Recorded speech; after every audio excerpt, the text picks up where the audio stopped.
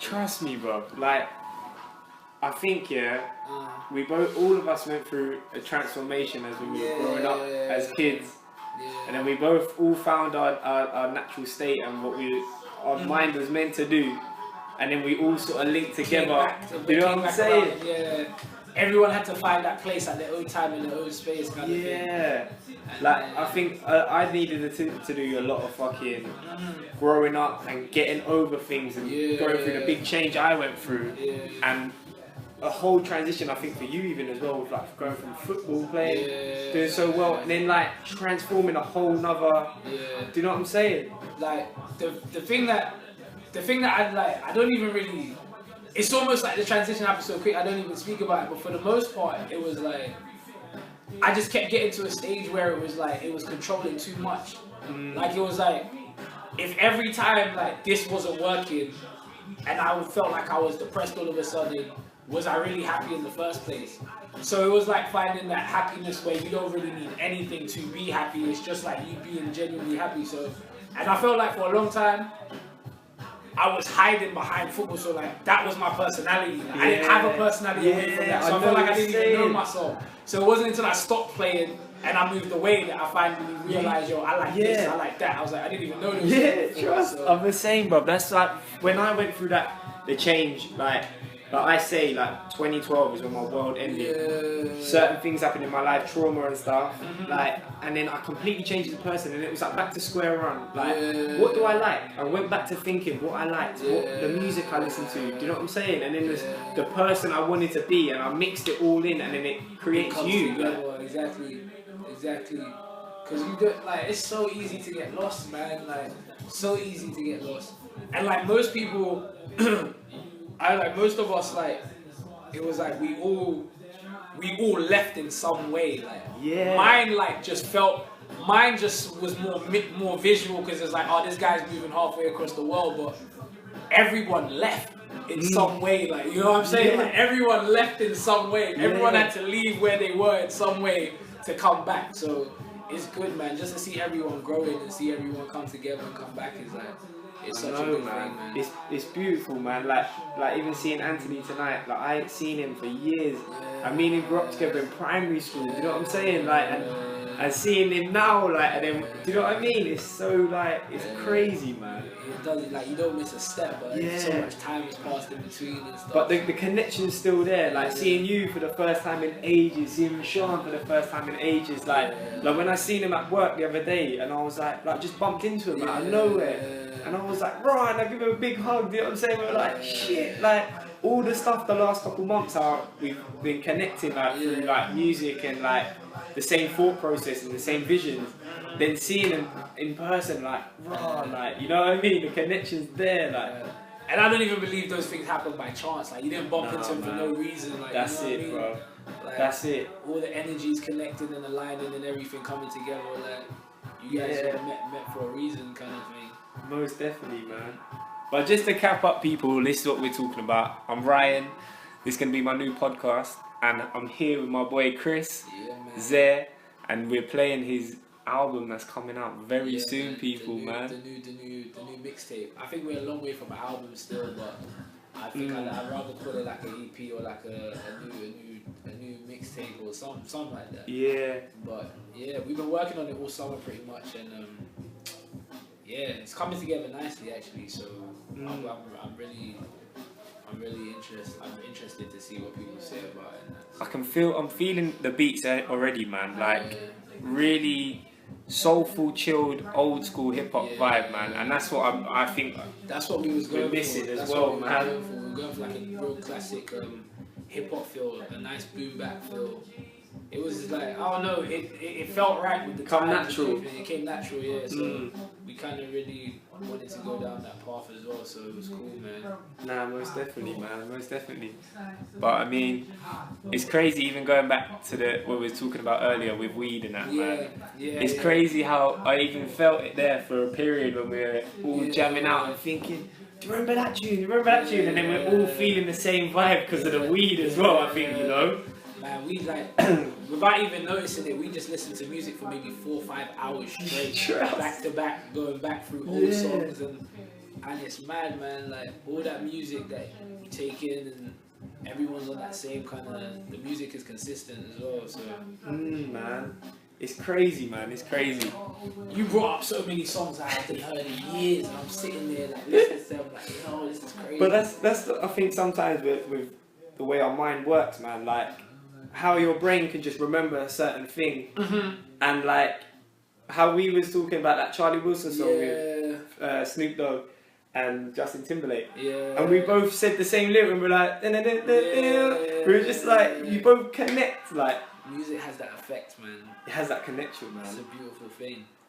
Like how they say, you can feel the words, or I can't remember what saying it is, but it's something like, when the music hits you, it's like, there's a certain, what's the name of the thing?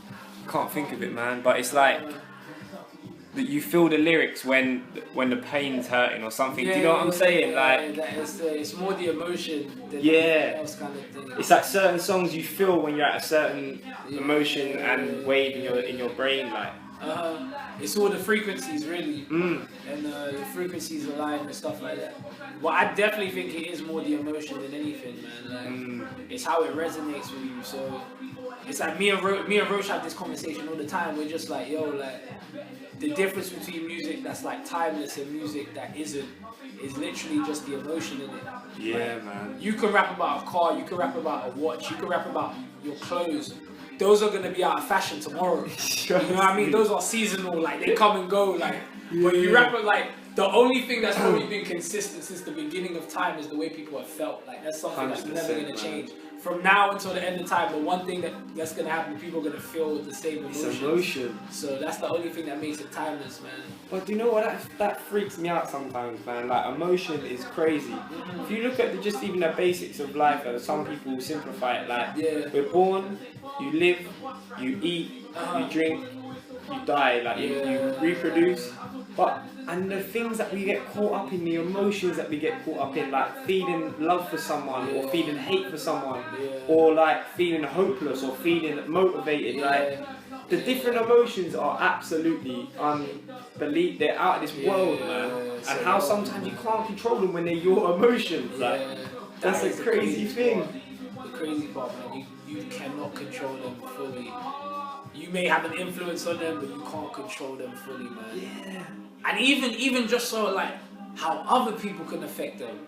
Like I remember we was on the way back from the studio today, me and Ade, and we was in the car and the cab driver was just depressed. Yeah. And we were happy. We just came out of a great session.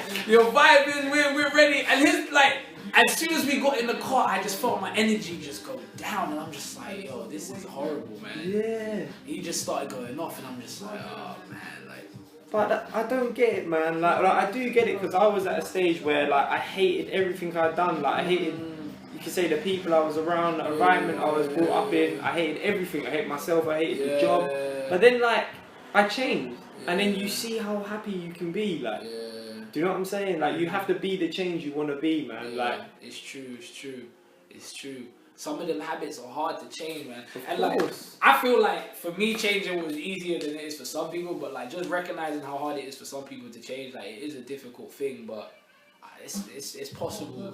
It's the fear of the outcome, or the fear of being mocked, and the fear of doing something that unknown. And that's what we all have to break, man. We have to break that reality of life. I think, like, where you don't have to go and get a job 9 to 5. You can go and do and follow your dreams if you want to. Like, there's nothing holding you back. Maybe the environment you're brought up in, the people you're around. Like, I know people from years. Like, it's a cycle, man. Like, I've been brought up in a pub industry, in a lot of alcohol and drugs, and people just be like how the people it was before. If your mum and dad was a crackhead or an alcoholic, you might go down that route of being that, because that's all you know. Yeah, it's very true, man. And it's sad, man. And it's sad that sometimes it takes pain or trauma or something to trigger that I haven't got to be like this. Yeah, to break that cycle. I actually got a song on this project that's exactly about that. It's towards the end. It's called The In-Betweeners. Oh, that's Aaron. Okay. Yeah, that's literally Aaron.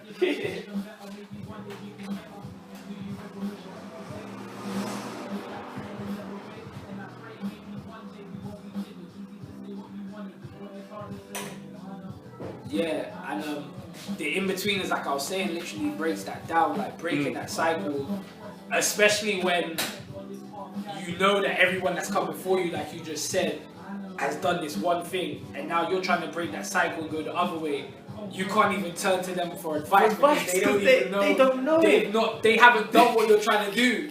You know, so it's like you're trying to break the cycle, and 9 times out of 10 they don't understand you trying to break the cycle because no one's like been that. No that one's done way. it, man. So it makes it hard, but again, like I definitely feel what you're saying, man. It's rough. Like I felt that even when I was just like transitioning from like kicking ball to being who I am now. Like it wasn't even more so that I was afraid to make that transition myself. It was more so how is everyone else gonna perceive that transition? Yeah. And like I'm still like 1 foot in, 1 foot out of those two worlds where it's like I'm going this way. Yeah. And I need everyone to understand I'm going this way. And that's the same with me. Like when the people I've been brought up around and that like.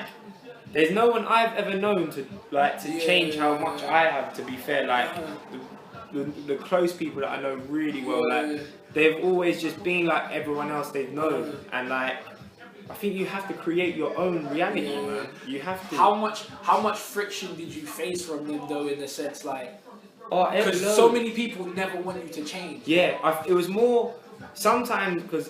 I can be the person where I can be so motivated, I don't need anyone else apart from myself. Yeah. But then it can be, because we're all, like in one of my poems I wrote, it's like we're all lost souls that are wanting to be loved. We're all wanting something, all humans, we're needy, we need something, we need love, we need attention. Like, so I went from like going, I need the attention, I need that saying, I don't want the attention, I need to be by myself, I need to figure out what I'm doing, I need to figure out where I'm going. And then you go, right, now I'm getting there, but I still need that a bit of support from people that are similar to me. But that's when you do. You go to places like you go to areas, or you'll go to or you turn to music. You turn to things that people relate to, and that's why music's such a big thing.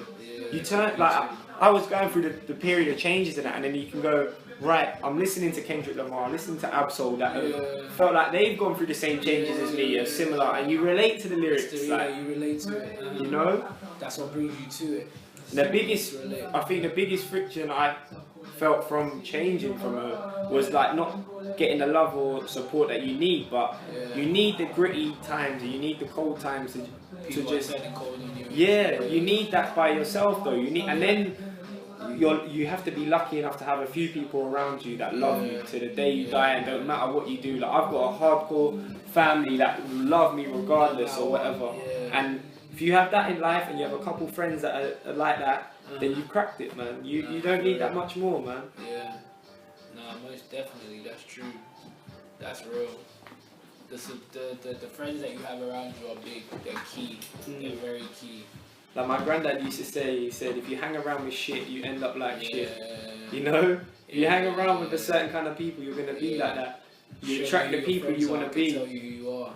It's really but that's even why, like I said earlier, how we connected, me, you, Rashawn, like we had the same kind of vibe with the music we listened to. So then that's what brought us together more, you know what I'm saying? Like as time went on, when we all found ourselves, I could say, like.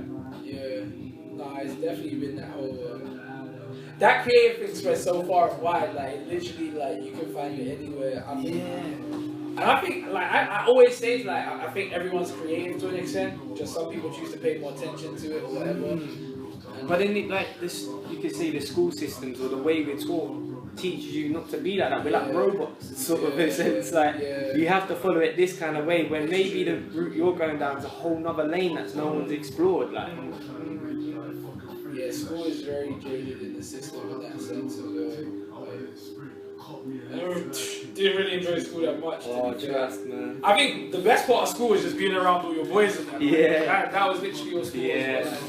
Do you remember I was thinking earlier, because I seen what happened with Rashawn and he sliced you. Remember the slice back in the day in Salvo, bro? Slicing was a religion, man. I know. They had like compasses. They would cut.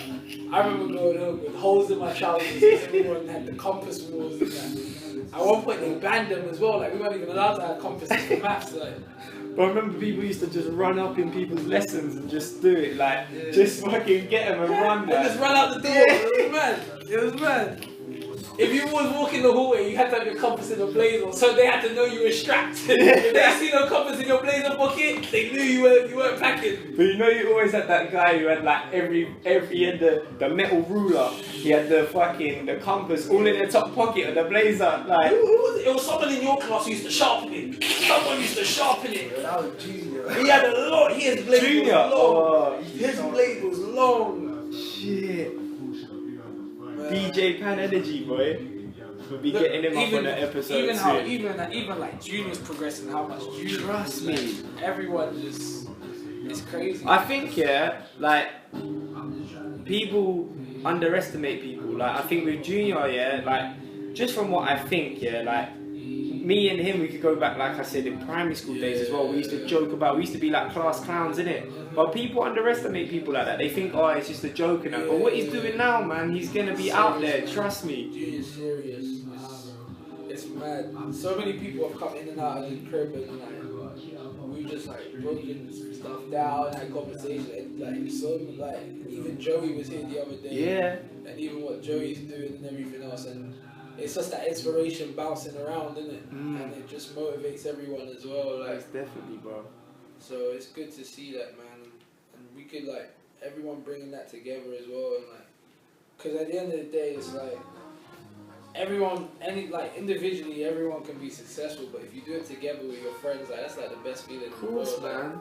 What is it? What J. Cole said? What's money without happiness? And what's hard times without the people you love, man? Exactly. You know? Exactly. And how real is that, bro? What's this now without people you enjoy being around, man? Like we got to this crib, yeah, at the start of the summer, and yo, we was on our face. Like everyone was on their, like we were all on our faces, and like we sat in here for hours talking about like what we had to do and and like if we didn't have each other during those times, we was like, there was times where me and Roche didn't even know where our next meal was coming from. Like we were sitting in this house hungry. I bet, bro. And bro, like a couple weeks later, a month later, we turned it around. But like, if we didn't have each other in that time, if we didn't have A coming through, like talking to, like I remember when I had my job as well, like I was ready to quit. Like I was like, I can't do this shit. Like this isn't me. Like fuck all this. Like what am I doing? A and Roche sat me down in here for like a good half an hour and just like put some sense in my head, man. This like, is why you're doing it. For you know the what I mean? outcome of what For you're the gonna outcome. get. Like I wasn't even looking at for. I was fully ready to just quit. Like this isn't me. This ain't what I want to do. Why am I wasting my time? And if it weren't for that conversation, if they didn't put that like in my head, like I wouldn't even be sitting right here. Like this project wouldn't be done. We wouldn't be You know what I listening mean? to Like, this I now. wouldn't be sitting on none of this stuff. This summer would have went completely different. So the fact we had each other when it got that dark, like that's what made this summer what it was. Like so, it was crazy, man. That's what it's about, man. Yeah, man. Serious. Hard times about the people you love. Crazy. You know that. Crazy. But listen, man, I reckon we're gonna wrap up, and this will be the first episode of Rye Conversates. We're in, what is it, Mostyn Avenue? Mostyn Ave. Mostyn Avenue. I'm telling you, these Mostyn CD Avenue. combos, we're gonna be naming them Mostyn Avenues, alright?